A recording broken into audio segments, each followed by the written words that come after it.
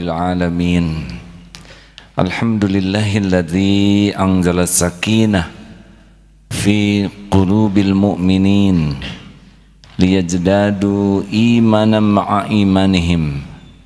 Allahumma salli ala sayyidina Muhammad wa ala alihi wa ashabihi ajma'in. Ya Allah, ya arhamar rahimin, irhamna. Allahumma salli ala sayyidina Muhammad wa ala ali sayyidina Muhammad kama sallaita ala sayyidina Ibrahim wa ala ali sayyidina Ibrahim wa barik ala sayyidina Muhammad wa ala ali sayyidina Muhammad kama barakta ala sayyidina Ibrahim wa ala ali sayyidina Ibrahim fil alamina innaka hamidun majid. Ya Allah, sampaikan salawat salam kami kepada Rasulullah, sampaikan bagi keluarganya, keturunannya, para sahabat, juga umatnya ya Rabb. Taqabbal minna ya arhamar rahimin, innaka antas samiul alim. Amin ya rabbal alamin. Hadirin, 12 Rabiul Awal adalah saat Rasulullah SAW dilahirkan, dan saat ini Rabiul Awal. Mengikuti sunnah Nabi harus sekuat tenaga, seutuh mungkin. Tidak hanya amalan lahir, tapi juga harus dengan amalan batin. Pernah kita bahas ada 4 sifat yang membuat seseorang diharamkan tersentuh api neraka. Hadis sahih riwayat Imam Tirmizi lewat Ibnu Mas'ud. Rasulullah SAW bersabda, "Ala ukhbirukum biman tuharramu alaihin nar." Maukah kalian kuberitahu orang yang diharamkan tersentuh api neraka? Pasti ini adalah sifat Rasulullah yang disampaikan. Qalu bala ya Rasulullah. Iya ya Rasul. Qala ala kulli hayyinin layinin qaribin sahlin. Ada 4 hal yang harus kita miliki akhlak agar kita tidak tersentuh oleh api neraka, dan 4 hal ini adalah bagian dari akhlak Rasulullah SAW. Kalau disampaikan hayyinin, layinin, hayyin, layyid, qarib dan sahal, maka kita harus membayangkan seperti apa kira-kira sikap Rasulullah, pribadi Rasul. Hayyin itu adalah orang yang sangat lahir batinnya itu tenang dan menenangkan. Hayyin itu teduh dan meneduhkan. Orang yang hayyin ini adalah orang yang sangat bisa mengontrol dirinya, ucapannya, lirikan matanya, pikirannya, sikapnya, sehingga semuanya ini benar-benar menjadi pribadi yang terjaga, terpelihara. Dari mana datangnya hayyin? Rasulullah SAW sangat hayyin, tidak gerasa-gerusu, tidak overacting, tidak reaktif, tidak emosional, tidak seperti bola bekel yang lincah sana, lincah sini. Tenang, adem, dan semua ini lahir dari dalam, bukan dikemas. Karena ada yang tenangnya tenang kemasan, yaitu tenang agar dianggap tenang, Pasti kalau tenang, ingin dianggap tenang, dia tidak menikmati ketenangan itu. Dan orang yang tenangnya acting, selain dia tidak menikmati, pasti ada saatnya dia lelah dengan acting itu, sehingga keluar sifat aslinya. Emosional, mudah bereaksi-reaksi yang tidak baik. Begitulah. Hayyin datang dari mana? Hayyin datang dari surat Ar-Ra'd ayat 28. Bisa dibacakan Ustaz? Maaf. A'udzu billahi minasy syaithanir rajim. Alladzina amanu wa tatma'innu qulubuhum bidzikrillah. Ala bidzikrillahi tatma'innul qulub. Yaitu orang-orang yang beriman dan hati mereka menjadi tentram dengan mengingat Allah. Ingatlah, hanya dengan mengingat Allah hati menjadi tentram. Ala bidzikrillah tatmainnul qulub. Jadi Allah Subhanahu wa taala penggenggam hati setiap makhluknya. Dan Allah pemilik sakinah. Huwallazi anzala sakinah. Dialah Allah yang menurunkan sakinah di hati orang yang beriman. Orang yang beriman adalah orang yang yakin kepada Allah. Cirinya yakin adalah tidak pernah bisa lupa kepada Allah.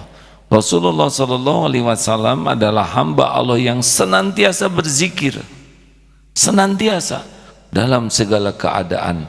Alladzina yadhkurunallaha qiyama wa qu'uda wa ala junubihim wa yatafakkarun.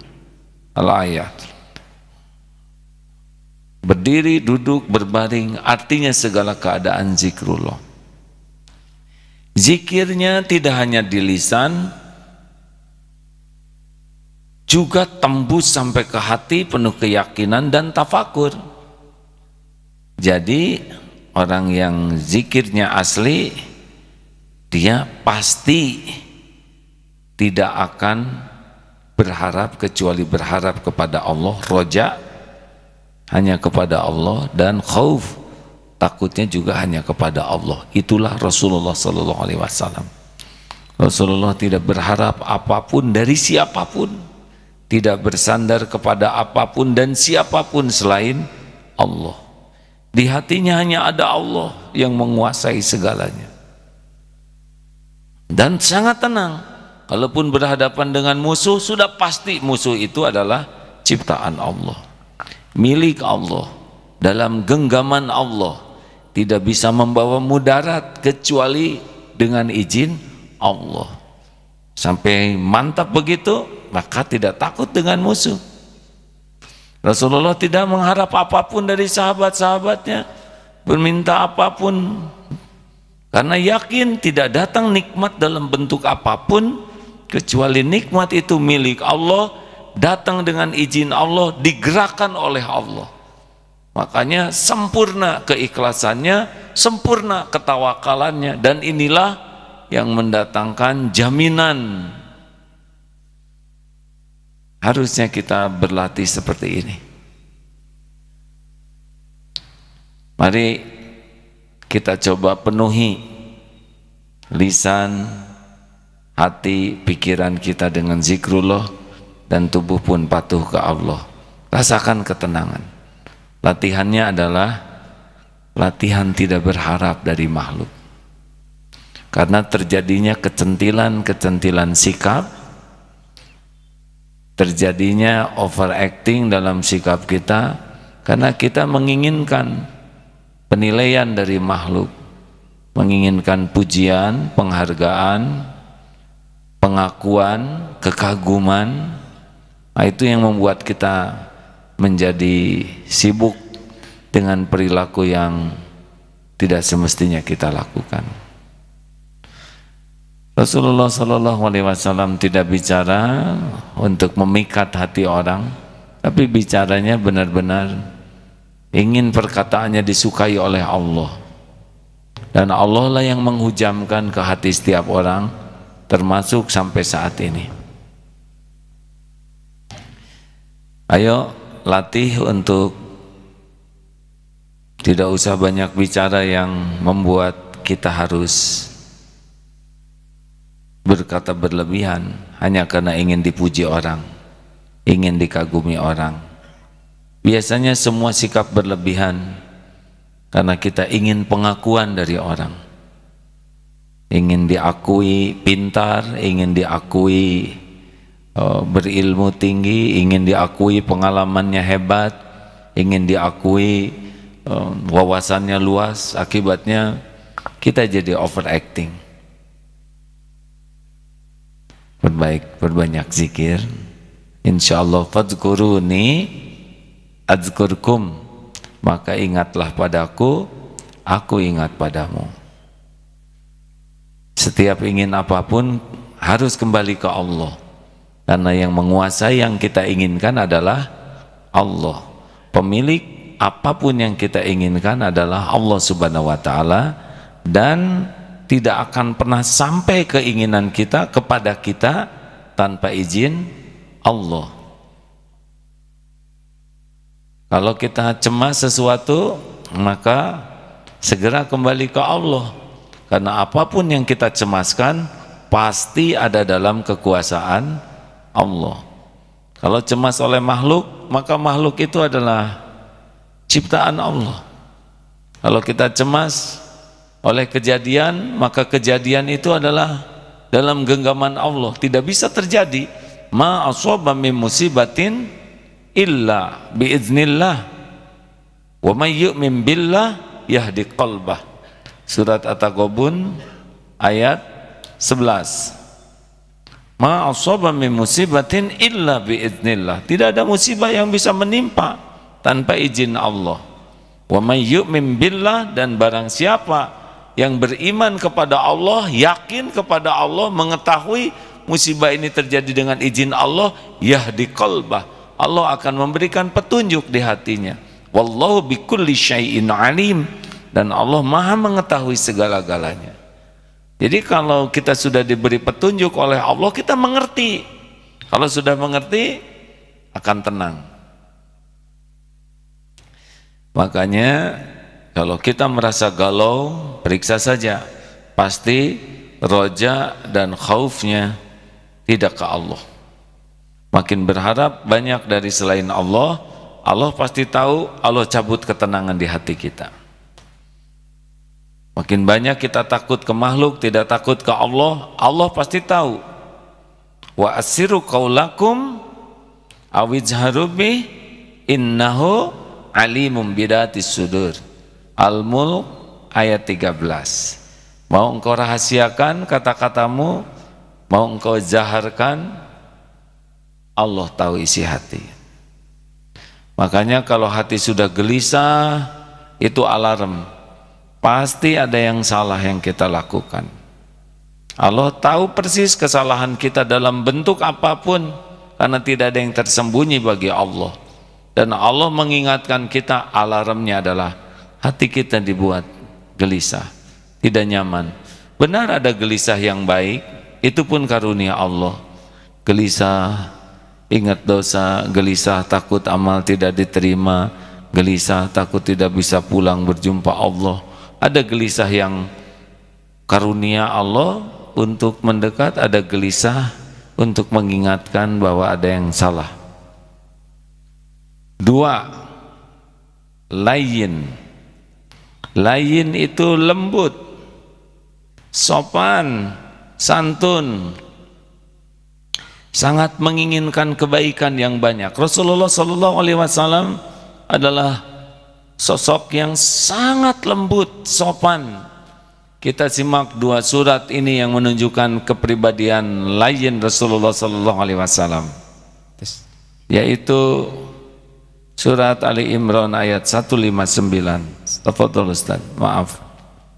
أعوذ بالله من الشيطان الرجيم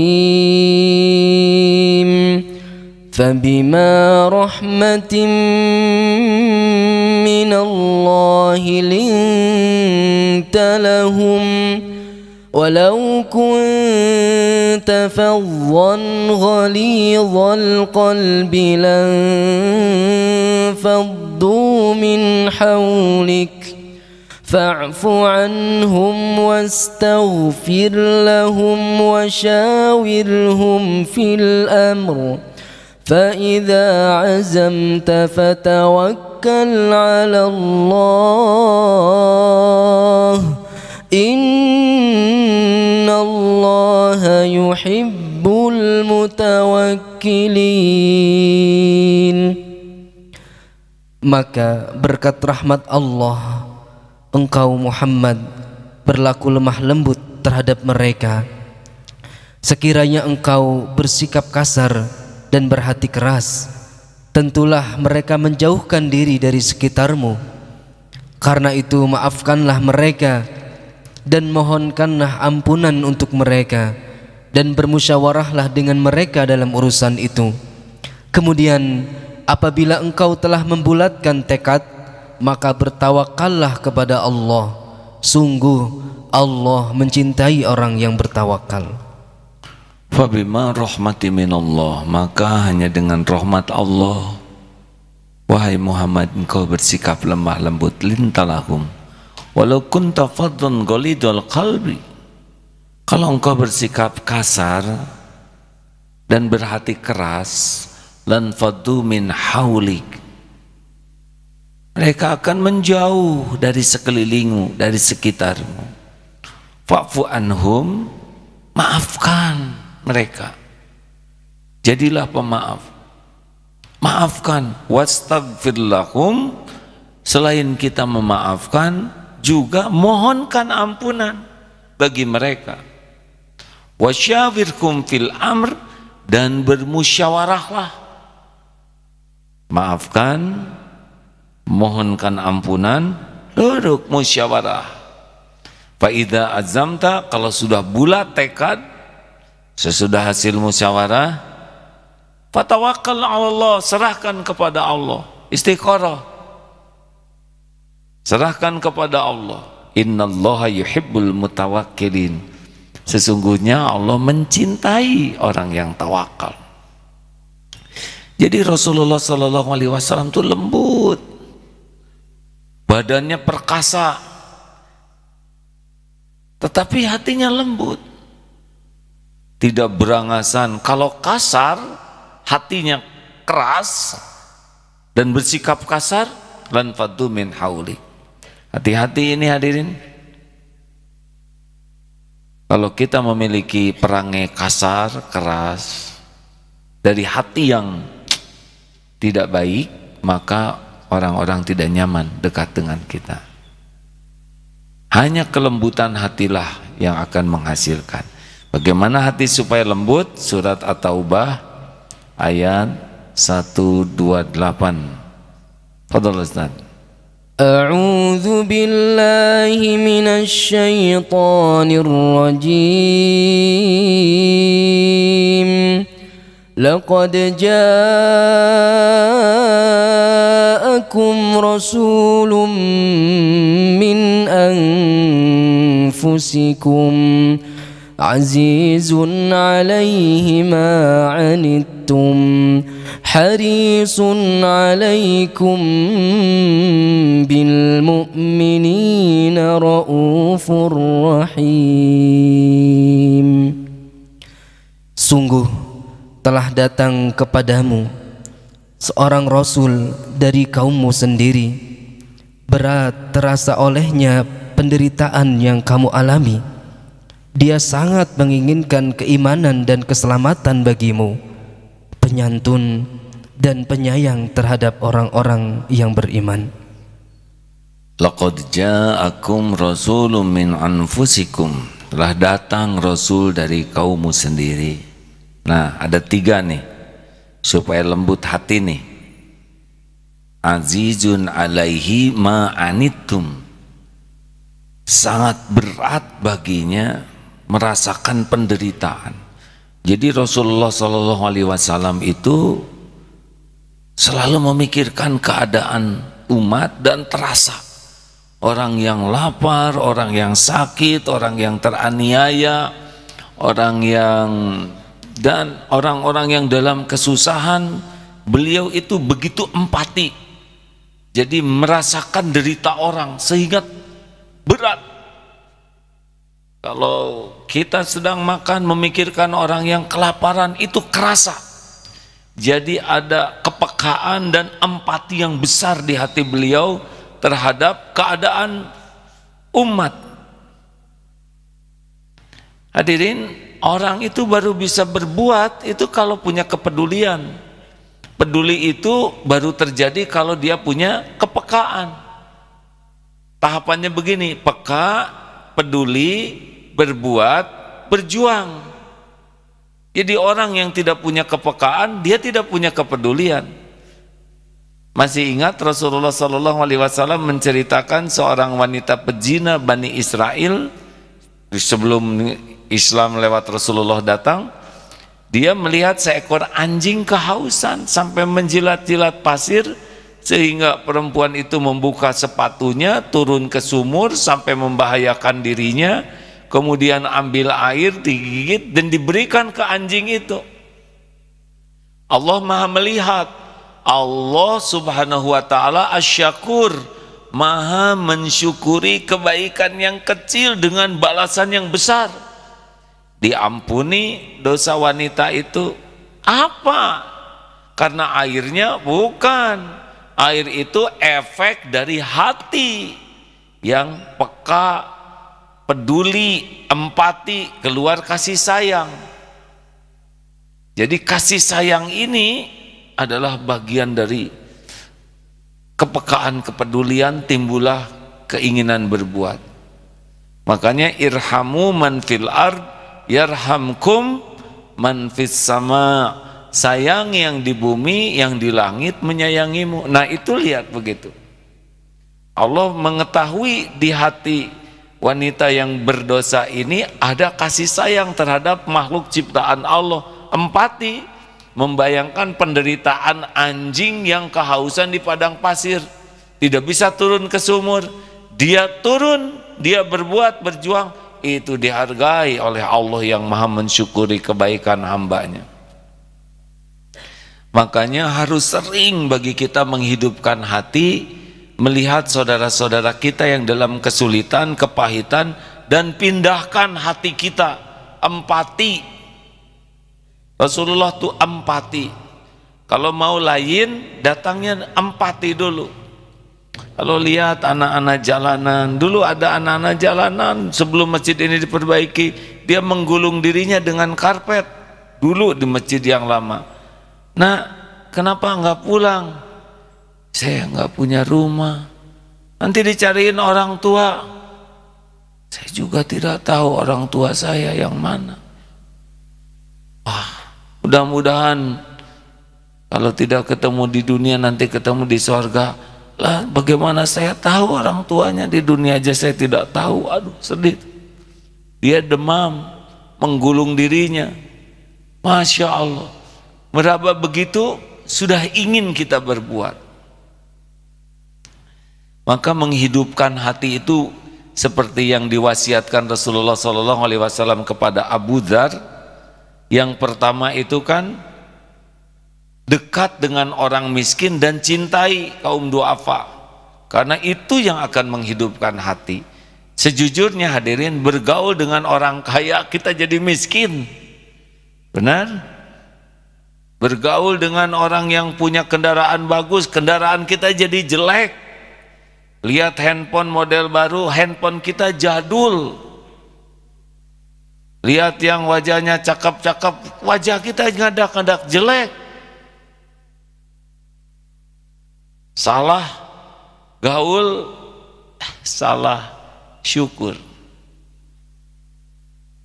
Nah, sering-seringlah berkunjung ke ruang gawat darurat.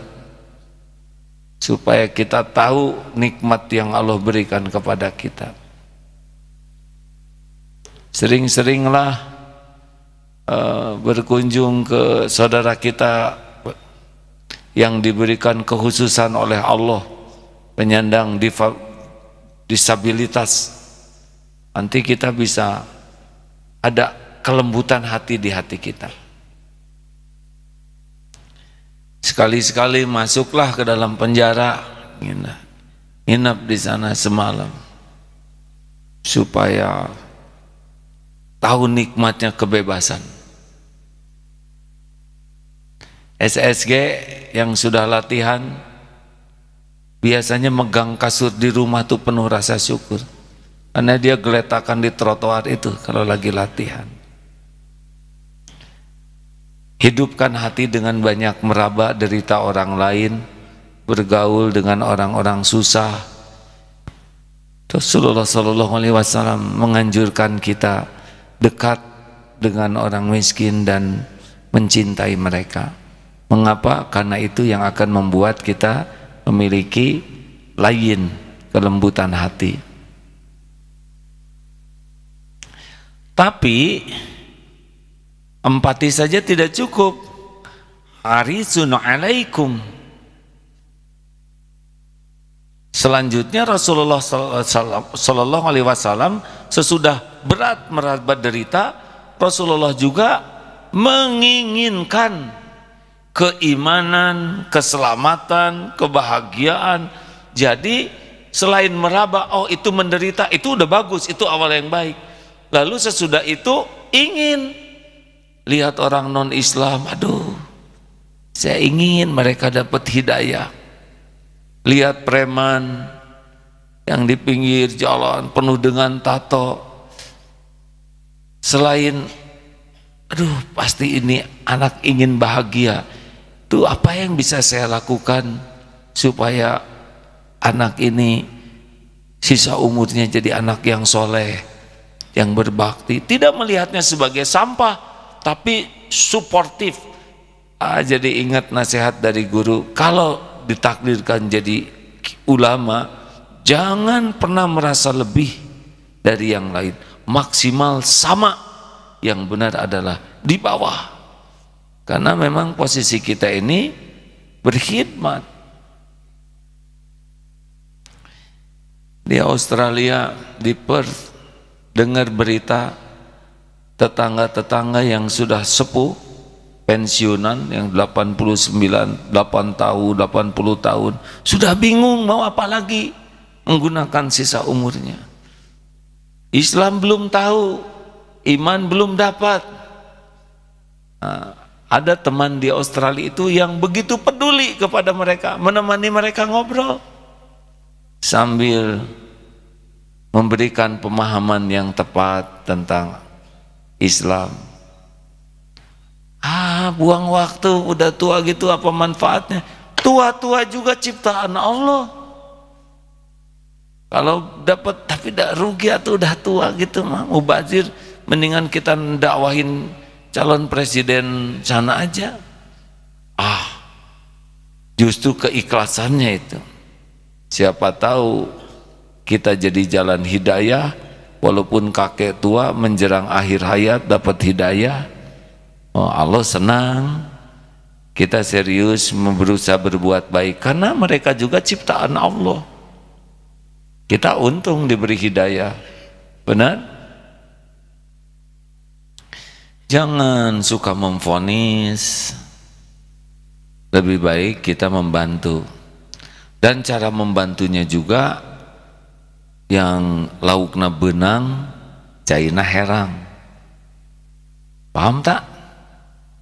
Ikannya dapat, airnya bening. Jangan sampai ikan tidak dapat, air keruh. Jadi kalau mau ngajarin orang, tidak perlu kita kelihatan sebagai orang pinter jadi guru. Lihat bagaimana Hasan Hussein menginginkan kebaikan kepada kakek-kakek yang wudunya salah.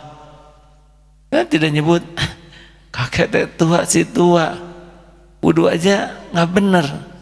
Kira-kira jadi benar tidak wudunya? Tidak. Tapi dengan bijaksananya itu cucu Rasulullah, gimana wudunya Rasul? Oh begini, diajarkan saja. Nah si kakek lihat, oh gitu, wudu yang benar, berarti wudu saya salah. Kakek tahu wudu yang baik, kakek tahu kesalahannya tanpa merasa diajarin. Begitu. Ngerti enggak? Nah itu kan udah ngerendahkan. Masa udah diajarin berkali-kali nggak ngerti-ngerti, itu teh otak atau kepompong. Oh, zolim. Dan kalau orang sudah berubah, jangan merasa berjasa, karena orang berubah bukan karena kita. Orang berubah karena hidayah Allah. Tapi kan kita yang menasehati. Lah kita mah jangankan nasihati orang, nasihati diri aja nggak mempan. Kenapa dong dia berubah sesudah dengar omongan saya? Ya siapa tahu dia baru nolong seekor kucing, siapa tahu dia baru sedekah, makanan yang dia sukai dia berikan, lalu hadiahnya dapat taufik seperti itu. Kita kepilih jadi jalan. Kalau kita sok berjasa, kita nggak dapat pahalanya. Orang berubah bukan karena nasihat kita, orang berubah karena Allah mengubahnya. Makanya kalau kita berusaha menasehati orang dengan cara baik, dan kalau orang berubah, ngilang kita. Tidak boleh merasa berjasa, karena sebetulnya Allah yang mengubah. Kalau kita tidak merasa berjasa, Allah mencatatkan itu jadi amal kita. Kalau kita merasa berjasa, kita nggak punya apa-apa. Ayo, jangan suka gampang memvonis karena perbedaan pendapat. Karena siapa tahu mereka hatinya lebih baik. Tapi orang itu bodoh, ilmunya dikit. Kalau kamu pinter, enggak juga sih. Dengar hadirin sekalian, orang kurang ilmu, dermawan, itu lebih baik daripada yang banyak ilmu, kopet. Ibadahnya rajin, tapi pelit, kedekut, buntut kasir, cap jahe, merek gehese, ini menunjukkan kepelitan tingkat tinggi. Tapi itu ada orang yang ilmunya belum banyak, ibadahnya biasa aja, tapi dermawan. Dia punya roti satu bagi dua, ternyata temennya dua, dikasihin dua-duanya. Lah kamu mana? Rezeki saya ini, ngasihin dua roti ini. Kamu nggak kebagian? Gak apa-apa, dan saya mau udah makan. Sederhana, tapi boleh jadi itu yang angkat derajatnya daripada nih roti ya.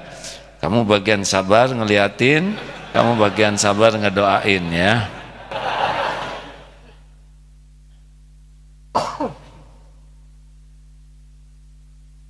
Alhamdulillah. Ayo, jadi kita harus dalam positioning suportif. Terus ingin orang yang tergelincir. Apa yang bisa saya lakukan supaya orang tergelincir itu bisa kembali tobat? Jadi kita tidak menginginkan orang celaka, tidak. Rasulullah tuh ingin sebanyak mungkin orang dapat hidayah, sebanyak mungkin orang tobat, sebanyak mungkin orang jadi ahli surga. Allah yang menentukan, tapi inginnya itu adalah sebuah kebaikan. Kalau tidak salah saya pernah dengar kisah dialog ulama di Mesir ya, tentang orang ditanya ngebom night club. Bagaimana pendapatmu orang ngebom night club?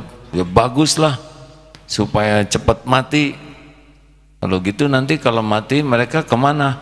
Ya masuk neraka lah, supaya cepat.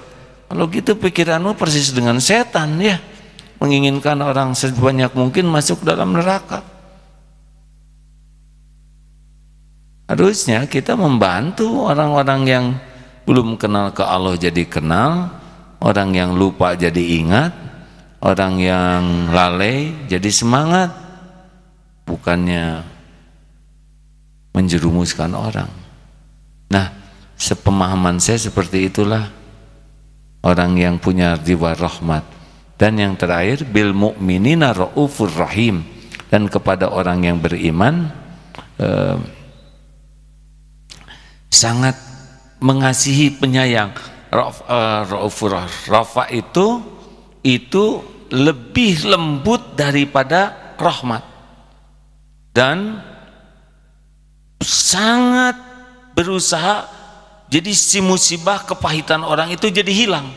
Jadi sesudah empati, duh saya kasihan sekali, lalu timbul keinginan orang itu selamat. Jadi kasihan itu udah awal baik, tapi kasihan juga, kasihan ya, udah garisnya lah kayak gitu.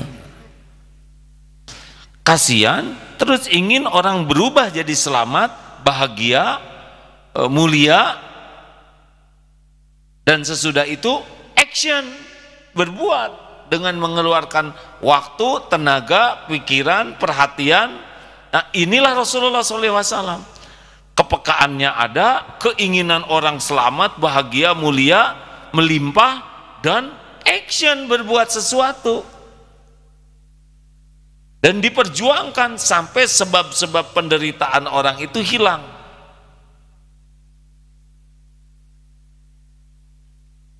Hebat ya. Nah hadirin sekalian, karena semua ini dilakukan lillahi ta'ala dengan kasih sayang, tembus tuh. Nih kalau ada orang berkata begini, apa yang saudara rasakan? Misalkan seorang bapak berkata begini, nah bapak sangat menginginkan kau jadi orang yang sukses dunia akhirat, dan ayah mau melakukan apapun demi kesuksesanmu, dan ayah melakukan semua ini insya Allah tanpa pamrih apapun. Engkau bahagia, engkau mulia, itulah kebahagiaan ayah. Bagus? Bagus tidak? Bandingkan dengan yang satu ini. Seorang ayah manggil anaknya yang masih remaja SD, nah sini ya ya, peluk. Sambil dipeluk, sambil bicara hatinya, bukan mulutnya. Ya Allah, ampuni saya ya Rabb. Engkau tahu saya belum jadi ayah yang baik, belum jadi contoh bagi anak-anak, belum bisa mendidik, mengurus dengan benar amanahmu ini. Engkau tahu. Jangan biarkan anak-anak ini jadi rusak. Sambil meluk, lalu berbisik, nah ayah, maafkan ayah ya, maafkan dan doakan yang banyak. Mana kira-kira yang ada di hati anak? Yang mana? Jawab. Lihat sendiri tidak, mendengar langsung juga tidak, hanya cerita. Ada rasanya? Ada rasanya? Segala yang pakai hati itu tembus. Tidak harus terlihat segala yang pakai hati itu. Nah, Rasulullah SAW setiap berbicara, setiap bertindak itu karena sayang kepada umatnya. 1400 tahun yang lalu sudah lewat, 1400 tahun tembus ribuan kilometer ke hati kita. Mengapa? Karena Rasulullah SAW dengan hati yang penuh kasih sayang. Kenapa kita ngumpul di sini? Pernah lihat rekaman Rasulullah, videonya, fotonya, rekaman suaranya? Tidak pernah. Memang tidak memerlukan itu untuk tembus ke hati. Hati itu ditembusnya oleh hati lagi, hati yang penuh keikhlasan, hati yang penuh kasih sayang. Makanya para orang tua yang dahulu tidak sekolah tinggi-tinggi, tidak tahu bagaimana psikologi anak. Nasihatnya juga sederhana. Sing bager ujang. Ngajinya ngaji.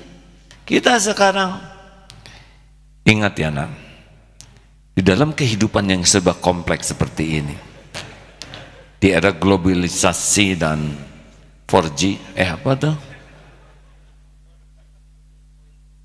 4.0 jadi 4G. Bapak sangat menginginkan kalian menjadi manusia bertakwa kepada Tuhan Yang Maha Esa sesuai dengan Undang-Undang Dasar 45. Data-data menunjukkan bahwa era globalisasi dengan sistem-sistem dan big data yang membuat frekuensi kehidupan serta fluktuasinya bisa muntah itu anak hadirin.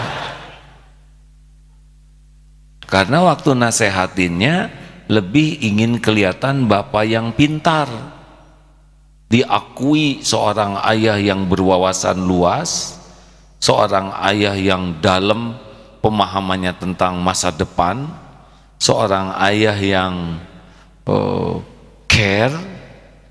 Jadi waktu ngomong tidak pakai hati, kepentingannya bukan anak jadi benar, kepentingannya adalah dia ayah diakui oleh anak. Nggak nyambung hadirin. Allah tahu ini si bapak lagi overacting, sedangkan hati anak ya tidak dikontekkan dengan hati ayah, karena ayahnya juga keperluannya bukan anak jadi baik, tapi diakui sebagai ayah yang baik. Guru juga begitu. Saya punya guru, sedikit sekali bicaranya.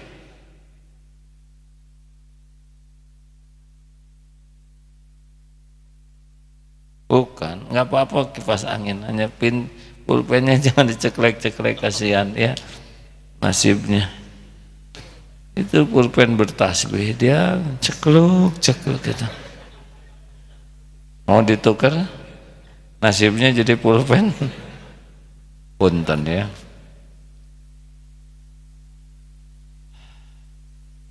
Sampai di mana?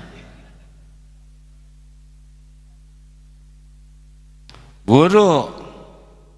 Kenapa guru ada yang di hati murid dan ada yang tidak di hati? Ada guru yang sangat merindukan muridnya itu mulia, bahagia, selamat dunia akhirat, dan tidak memikirkan bagaimana posisi dirinya di hati muridnya. Yang dipikirkan adalah kemuliaan, kebahagiaan, kesuksesan murid. Ikhlas ngajar.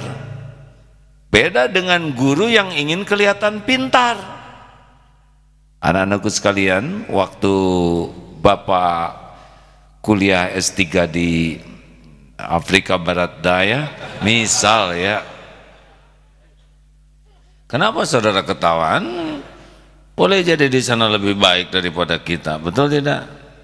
Dan saya tidak tahu di mana tempat itu. Saya ini dalam perkuliahan itu mendapatkan kriteria sebagai mahasiswa terbaik. Anak-anak diajarkan oleh guru yang berkualitas seperti saya ini. Jadi dalam ngajar itu lebih banyak ngangkat-ngangkat dirinya. Itu nggak ada artinya hadirin. Walaupun yang diceritakannya bagus, keren, karena hatinya udah tidak kontak, tidak connect ya, tidak tersambung. Kasih sayang, ketulusan, itulah yang bikin nyambung. Itulah sebabnya singa yang di kebun binatang yang oleh ibu diketuk berbalik dan memeluk. Kenapa singa ini meluk si ibu ini di Kolombia? Apa karena kecantikannya? Tes saja, cari yang cantik-cantik, dekatkan dengan singa. Apa karena kekayaannya? Apa karena gelarnya? Apa karena status kebangsawannya? Tidak, ternyata si ibu ini pernah nolong singa itu 5 tahun yang lalu waktu singa kecil. dipeluk, dipangku, dikasih susu, dibelai, diselimutin. Singa 5 tahun kemudian berpisah menjadi singa besar, tidak lupa. Ingat singa itu, begitu hebatnya sifat rahmah, kasih sayang, sehingga binatang buas sekalipun oleh Allah ditakdirkan mengingatnya dan merindukannya. Itu si ibu-ibu tuh belum pakai iman, baru pakai tulus, baru kasih sayang dan ketulusan. Bagaimana Rasulullah Sallallahu Alaihi Wasallam dengan keikhlasan lillahi ta'ala yang mendalam dan kasih sayang yang betul-betul menginginkan kita selamat sampai di akhirat nanti. Itu membuat tembus nih ribuan kilometer, ribuan tahun, tembus ke hati kita. Itulah juga mengapa ada ulama yang bicaranya sedikit terbatas, tapi daya gugah, daya ubahnya besar. Mesti itu di hati beliau itu ada keikhlasan yang luar biasa dan kasih sayang yang mendalam. Tidak bisa acting, hadirin. Aku sayang padamu, sungguh aku sayang padamu, nggak bisa gitu, hadirin. Nada itu menunjukkan acting. Ya udah, kalau kamu nggak percaya aku sayang padamu. Kalau orang sayang asli tidak memerlukan pengakuan. Benar? Berat ini pengajian. Saya baru nyebut ke dia, saya sayang padamu, kamu sayang nggak ke saya? Udah, nggak usah maksa orang sayang. Jodoh bukan, apa bukan ya. 3, Qorib. Qorib itu dekat. Rasulullah Shallallahu Alaihi Wasallam itu akrab, dekat, hangat. Kalau duduk dengan sahabat-sahabat tuh beliau duduk sama-sama, cerita tentang dunia beliau terpesona. Ada cerita yang mengagumkan, beliau juga kagum, takjub. Cerita tentang yang menyedihkan, beliau ikut prihatin. Cerita tentang yang lucu, beliau ikut tersenyum. Bedanya beliau tidak terbahak-bahak seperti kita, senyum saja. Ya, kita menyesuaikan lah ya. Jangan karena ingin kelihatan seperti Rasulullah senyum, artinya beliau terlibat hatinya. Dan hebatnya, dengar hadirin, kalau orang sudah berjumpa dengan Rasulullah Sallallahu Alaihi Wasallam, walaupun beberapa menit saja, itu hatinya sama. Apa samanya? Saya adalah orang yang spesial di hadapan Nabi. Jadi orang yang sudah jumpa dengan Nabi itu puas sekali dan merasa dirinya adalah orang yang spesial, paling disukai Rasul. Kenapa? Karena memang Rasulullah Sallallahu Alaihi Wasallam jikalau berjumpa dengan seseorang itu seperti kaca pembesar yang fokus sehingga api bisa membakar. Api cinta, api rindu ada di hati orang. Rasulullah kalau berjumpa dengan sahabatnya atau orang-orang, asongkan tangan duluan. Assalamualaikum warahmatullahi wabarakatuh. Beliau tidak melepaskan sebelum dilepaskan. Tidak jarang beliau buka jubah agar orang bisa duduk di atas jubahnya. Beliau menyimak perkataan, pikirannya, ini posturnya, hatinya, menyimak. Kalau curhat didengar, diberikan jawaban-jawaban yang memuaskan. Kalau pulang beliau tidak berbalik badannya sebelum tamunya pergi. Coba itu, tiap tamu tuh puas dan kangen. Bandingkan dengan kita, kalau ketemu orang yang kita baru begitu, kalau kepada orang yang kita hormati atau ada perlunya, seperti pinjam uang, ya benar Pak. Oh, Bapak lucu sekali. Misalkan yang mau minjeminnya ngebodor, ikut ketawa. Anak, aduh saya prihatin dengan musibah. Ikut ya, karena ada perlunya. Rasulullah tidak ada perlunya. Keperluan beliau itu satu, beliau manfaat. Hati-hati HP, jangan sampai dekat dengan keluarga fisik tapi jauh karena HP. Sehingga ada anak yang ditanya oleh anak TK itu, masih ingat ceritanya? Kamu mau jadi apa nak? Kata ibu guru. Mau jadi bunga mawar yang indah, harum? Gak mau bu guru. Kenapa gak mau? Atau mau jadi kupu-kupu yang indah? Gak mau bu guru. Mau jadi apa? Mau jadi HP bu guru. Kenapa jadi HP? Ibu saya mah gak pernah lepas dari HP. Saya pengen gak pernah lepas dari ibu. Ibu kalau dipanggil HP selalu datang. Ibu selalu menatap HP. Tidur juga sama HP. Bangun tidur yang pertama dicari HP. Saya pengen jadi HP bu guru. Coba.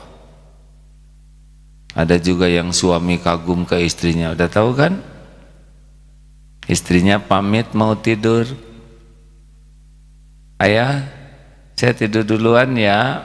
Ya silakan bu. Pas tidur teh bercahaya wajahnya di balik selimut. Sampai nge-WA ke Ustad, apa wirid istri saya ya? Kok wajahnya bercahaya walaupun di balik selimut gitu.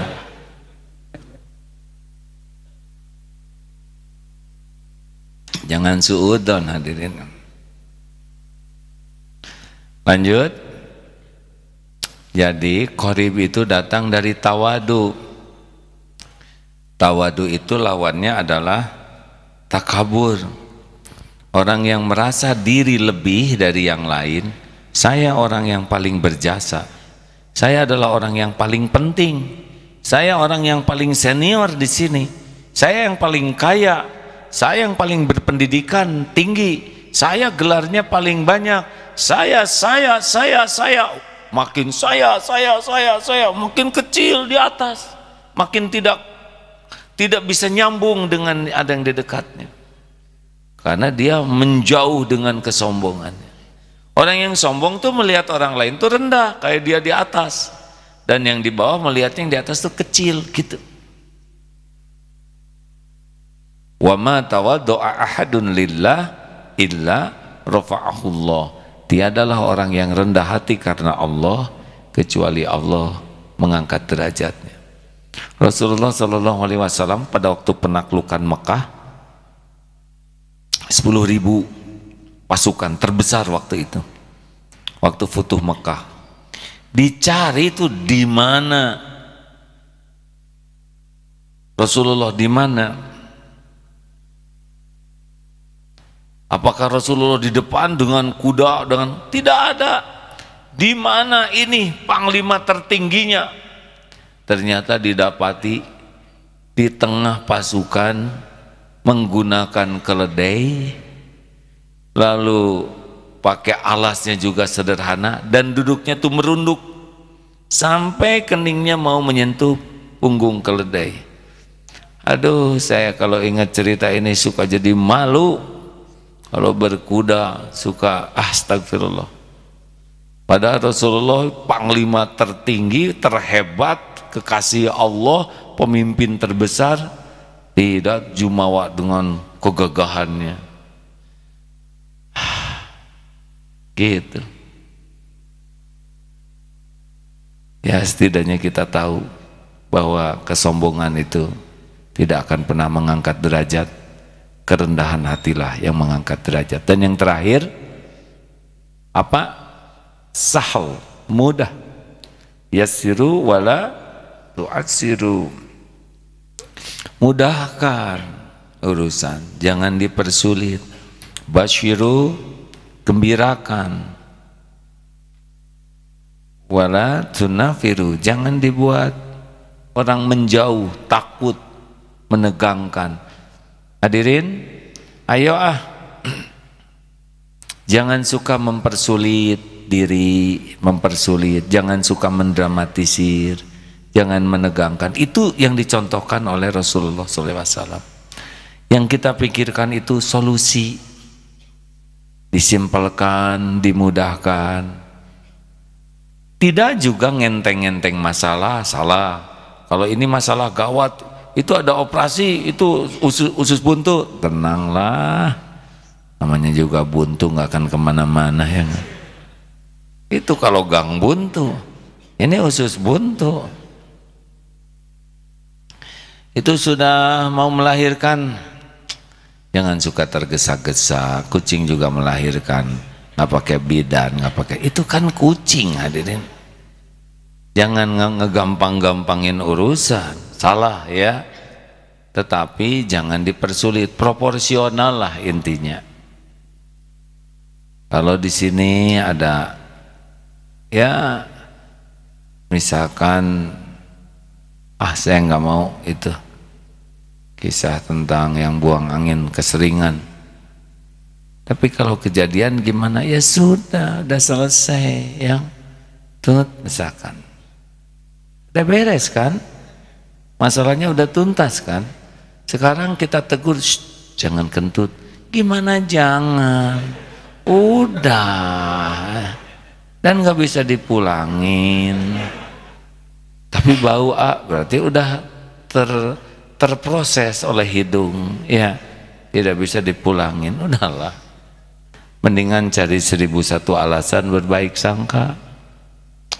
Ini beliau sahabat saya, pasti tidak ada niat buang angin, pasti beliau udah nahan tapi tidak tertahankan. Ya sudahlah, pasti beliau malu, saya harus jaga perasaannya. Shh, tenang aja friend, gak kedengaran kok. Jadi dia tenang ya. Hadirin, jual beli juga jangan ribet ya. Tidak semua orang yang beli dagangan kita punya uang cukup. Ada yang pengen tapi uangnya nggak ada, 1,5 udah nggak apa-apa. Untung tidak harus dalam bentuk uang. Untung tuh membahagiakan orang, itu untung. Membuat orang merasakan kemudahan, untung. Saya beli durian busuk, gimana tuh? Bagus dong. Kita udah nyelamatin 2 pihak. 1 nyelamatin tukang durian. Berarti dia tidak lagi jual durian busuk karena udah dibeli oleh kita. Dia tidak terugikan. Yang kedua, nolong orang yang beli. Berarti dia tidak akan beli durian busuk. Tapi gimana nih durian ya niatkan aja untuk makanan cacing. Ya, kita nggak makan durian itu juga nggak apa-apa. Wah rugi dong. Rugi itu kalau kita ambek-ambekan. Udah nggak apa-apa. Kan ada tuh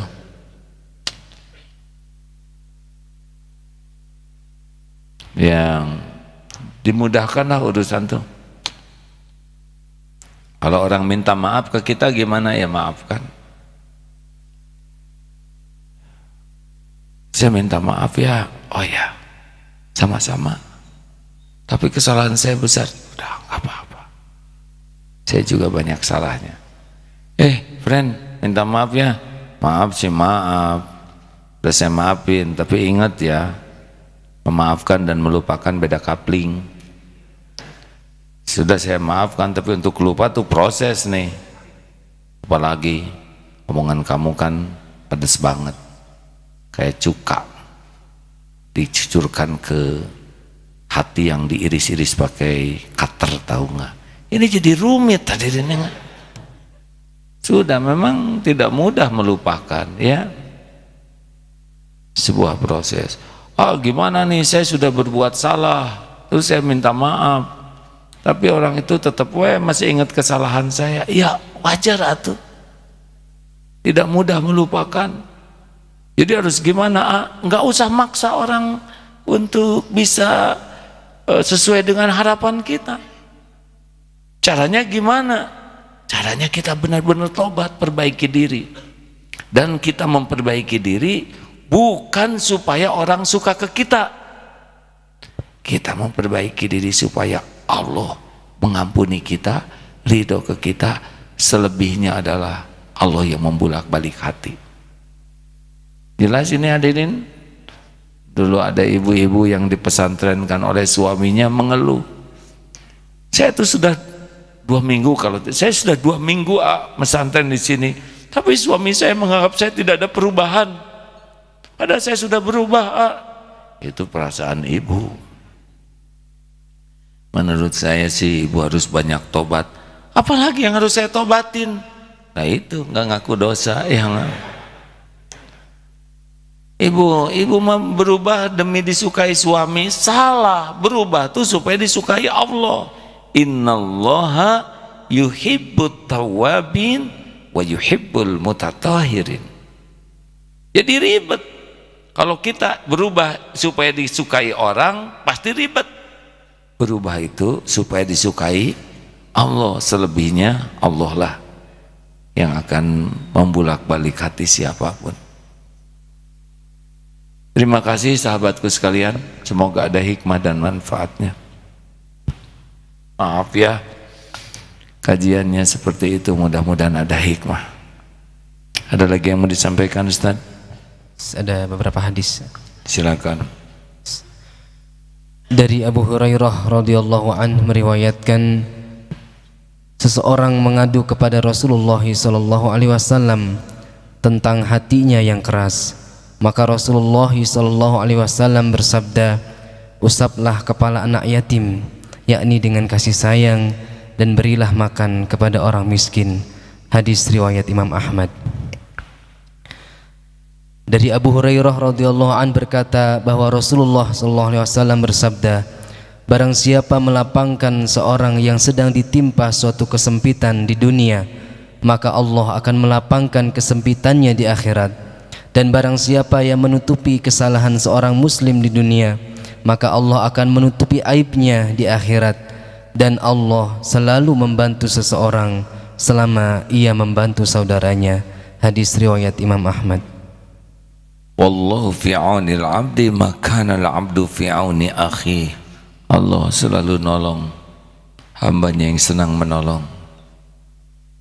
Masya Allah. Terima kasih Ustaz Yusuf dan semua yang hadir. Kita akan segera akhiri perjumpaan kita ini dengan berwakaf. Semoga wakaf ini mengalirkan pahala yang tiada terhenti sampai kiamat nanti walaupun kita sudah mati. Dan semoga inilah yang mempertemukan kita di surga nanti insyaallah. Sambil kita membaca beberapa ayat Al-Quran, zikrullah dengan ayat-ayat Quran. Al-Fatihah. A'udzu billahi minasy syaithanir rajim. Bismillahirrahmanirrahim. Alhamdulillahi rabbil alamin. Ar-Rahmanir Rahim. Maliki yaumiddin. Iyyaka na'budu wa iyyaka nasta'in. Ihdinas siratal mustaqim. Siratal ladzina an'amta 'alaihim ghairil maghdubi 'alaihim waladdallin.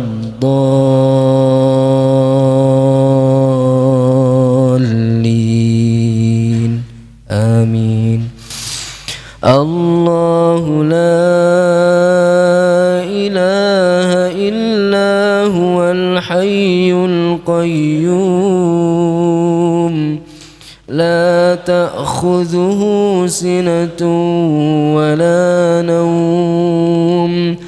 Lahu ma fis samawati wa ma fil ard. Man dhal ladhi yashfa'u 'indahu illa bi'idhnihi. يعلم ما بين أيديهم وما خلفهم ولا يحيطون بشيء من علمه إلا بما شاء وسع كرسيه السماوات والأرض ولا يؤوده حفظهما وهو العلي العظيم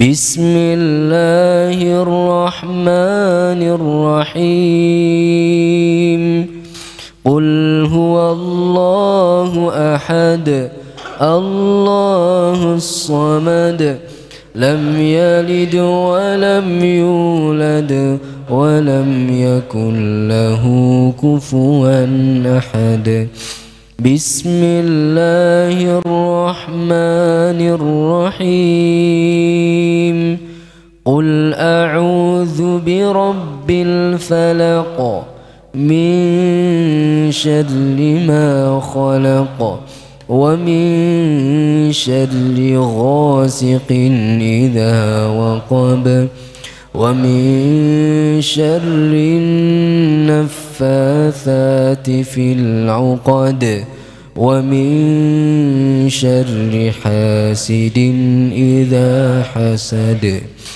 بسم الله الرحمن الرحيم قل أعوذ برب الناس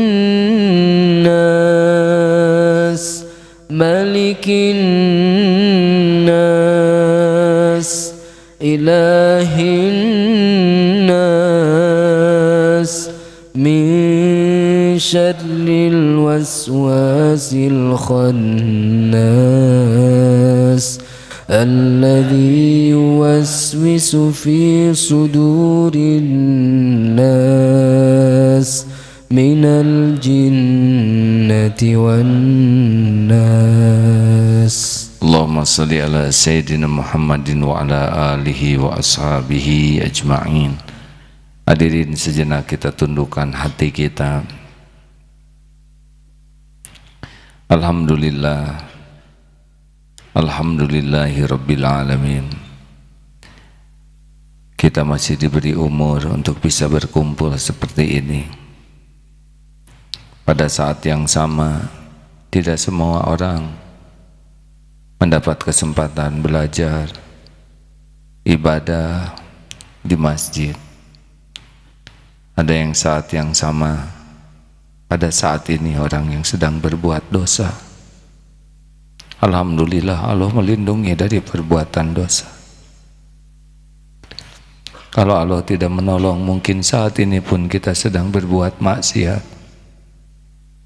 Nikmat mana lagi yang akan didustakan? Dari sekian banyak makhluk yang Allah ciptakan, Allah pilih kita jadi manusia. Alhamdulillah. Tidak semua manusia mendapat hidayah. Allah beri kita hidayah. Tidak terbayangkan kalau kita orang yang tidak mengenal Allah.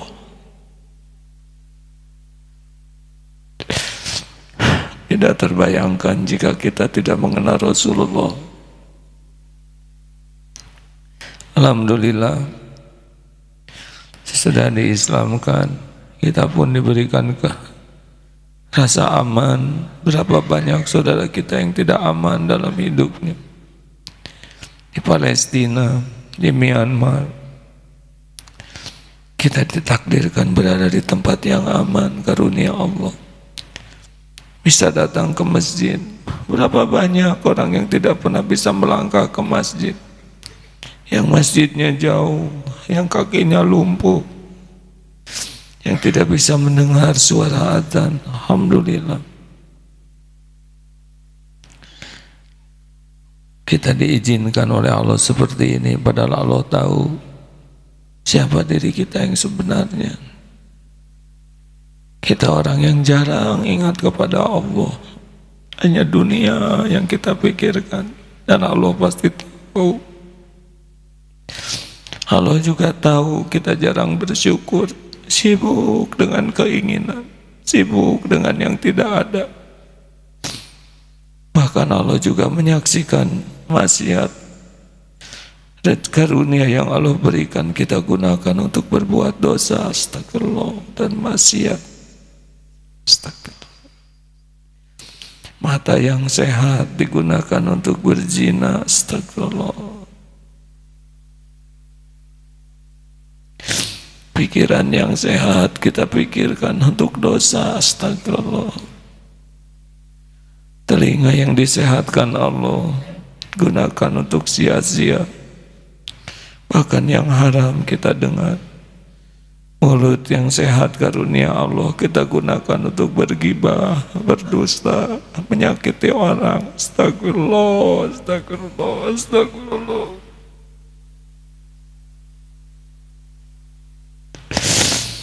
Berapa banyak orang yang teraniaya oleh mulut ini, astagfirullah. Betapa jarang menyebut nama Allah, jarang membaca ayat Allah, astagfirullah. Tubuh ini disehatkan oleh Allah, tapi berapa banyak maksiat. Tubuh bagus dipamerkan agar orang jadi berdosa, astagfirullah, astagfirullah, astagfirullah. Allah tahu semua dosa dan aib kita, tapi Allah tutup-tutupi sehingga orang lain masih menghormati kita. Padahal kalau Allah buka siapa diri kita, mungkin orang berlomba-lomba meludahi kita.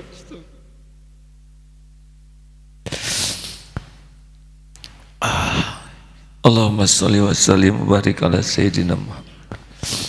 Ya Allah, Ya Arhamar Rahimin, Ya Qarib, Ya Sami, Ya Bashir. Doa yang maha menatap, berkahilah majelis ini. Jadikan pertemuan ini penuh dengan ampunan-Mu, ya Allah. Ampuni sebusuk apapun, sehina apapun, sekelam apapun masa lalu kami. Ampuni maksiat yang berulang-ulang kami lakukan, ya Allah, padahal kami tahu itu dosa. Hapuskan aib-aib kami, ya Rabb. Cegahlah kami dari perbuatan maksiat, ya Allah. Halang-halangi kami dari perbuatan dosa. Lindungi kami dari tipu daya setan, ya Allah. Ya Allah, jangan biarkan kami diperbudak nafsu, ya. Jangan biarkan kami tergelincir karena syahwat. Jangan biarkan kami berbuat zalim karena amarah, ya Allah. Ya Allah, jangan biarkan duniawi ini nampak indah dalam pandangan kami sehingga menyilaukan kami, melalaikan kami dari-Mu. Titipkan kepada kami dunia yang bisa membuat kami dekat dengan-Mu, dunia yang membuat hidup kami manfaat untuk agama dan umat-Mu. Ya Allah, Allahumma ighfir lil mu'minina wal mu'minat wal muslimina wal muslimat al ahya'i minkum wal amwat. Allahumma ighfir lana wa li walidina warhamhum kama rabbawna shighara. Ampuni kedurhakaan kami kepada orang tua, ya Allah. Ampuni semua kezaliman kami kepada ibu bapa. Berkahi sisa usia, jadikan husnul khotimah akhir hayat. Lapangkan kubur, ya Allah. Ringankan hisab, jadikan ahli surga. Ampuni sayangi guru-guru kami.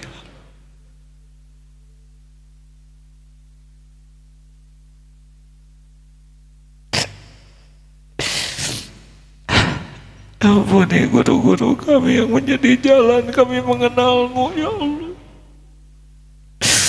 Yang menjadi jalan kami bisa kembali ke jalan-Mu. Yang menjadi jalan kami mengenal jalan hidup ini. Muliakan keluarga dan keturunannya, ya Allah. Ampuni hamba-hamba-Mu yang berbuat baik kepada kami, ya Allah. yang terang-terangan, yang sembunyi-sembunyi. Ampuni hamba-hambamu yang kami sakiti selama ini ya Allah. Juga ampuni yang pernah menyakiti kami. Ya Allah, berkahi majelis ini ya Karim. Ijabah siapapun yang munajat ya Allah. Engkau maha dekat, maha mendengar, maha mengetahui. Innaka antas samiul alim. Taqabbal minna ya Allah. Doalah hadirin masing-masing bagi yang ingin doa ya Allah.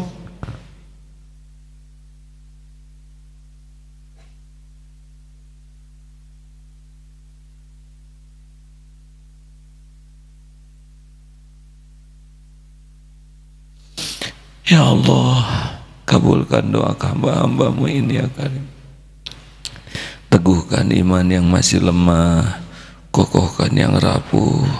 Ya Allah, lapangkan hati yang sempit, sembuhkan hati yang berpenyakit.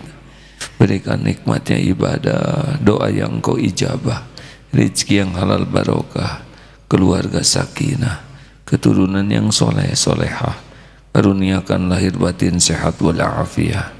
Ya Allah, berikan kepada kami nikmatnya istiqomah, lepaskan dari hutang piutang, berikan ilmu yang manfaat, jauhkan dari bala fitnah wal musibah. Ya Allah, ampuni dan tuntun para pemimpin kami ya Allah. Jadikan pemimpin yang takut padamu, yang amanah, yang adil, yang jujur, yang dapat membimbing umat di jalanmu. Lindungi kami dari siapapun yang menjauhkan kami darimu ya Allah, yang menjauhkan umat dari kebenaranmu ya Allah. Ya Allah, berkahi tempat ini, berkahi lingkungan ini ya Allah. Jauhkan dari ilmu dan amal yang tiada Engkau ridhoi. Rabbana atina fid dunya hasanah wa fil akhirati hasanah wa qina adzabannar. Ya Allah, wafatkan kami husnul khotimah, jadikan ahlul jannah. Taqabbal minna ya arhamar rahimin, innaka antas samiul alim. Sallallahu alaihi wasallam. Terima kasih hadirin. Maaf sudah lewat 10 menit. Kita tutup dengan doa akhir majlis. Subhanakallahumma wihamdi, asyhadu alla ilaha illa anta astaghfiruka wa atubu ilaik. Assalamualaikum warahmatullahi wabarakatuh.